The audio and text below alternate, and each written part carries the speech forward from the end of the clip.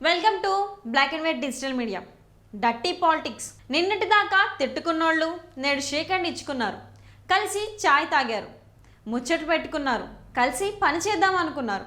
బయటకు వచ్చి మా పార్టీల మధ్య ఏకాభిప్రాయం ఉంది, కలిసి పనిచేస్తామన్నారు. నిజమేనండోయ్.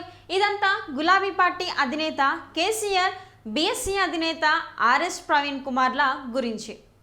కేసీఆర్ ఇంటికి ప్రవీణ్ కుమార్ వెళ్లారు, కుశల ప్రశ్నలు వేసుకున్నారు, లోక్సభ ఎన్నికల్లో అనుసరించాల్సిన వ్యూహంపై చర్చించుకున్నారు. బయటికి వచ్చి మా రెండు పార్టీలు కలిసి పనిచేస్తున్నాయన్నారు.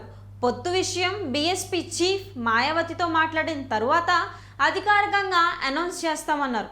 ఇంతకీ ఆర్ఎస్ ప్రవీణ్ కుమార్ ఎక్కడి నుంచి పోటీ చేస్తున్నారనే కదా మీ డౌట్.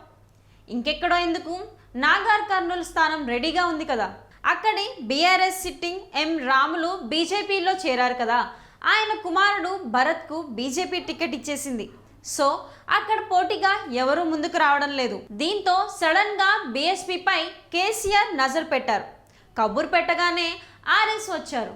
వాళ్ళిద్దరినీ కలిపింది కాంగ్రెస్. బీజేపీల కూటమిలో లేకపోవడమే. అటు బీఎస్పీ, ఇటు బీఆర్ఎస్ ఇప్పుడు ఏ కూటమిలో లేవు. సో అలా ఒకటయ్యారన్నమాట. ఇంతకీ వాళ్ళిద్దరూ మొన్నటి అసెంబ్లీ ఎన్నికల్లో తిట్టుకున్నారు కదా అనే కదా మీ ప్రశ్న. పాలిటిక్స్లో ఇవన్నీ మామూలే. అంతెందుకు, సీఎం రేవంత్ రెడ్డి సోనియా గాంధీని దెయ్యమన్నారు, గుర్తుంది కదా. అది వేరే పార్టీలో ఉన్నప్పుడు.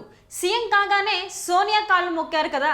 అది వేలాది మంది చూస్తుండగానే రాజకీయాల్లో మాట తూలటం, మాటపై నిలబడటం చాలా అరుదే.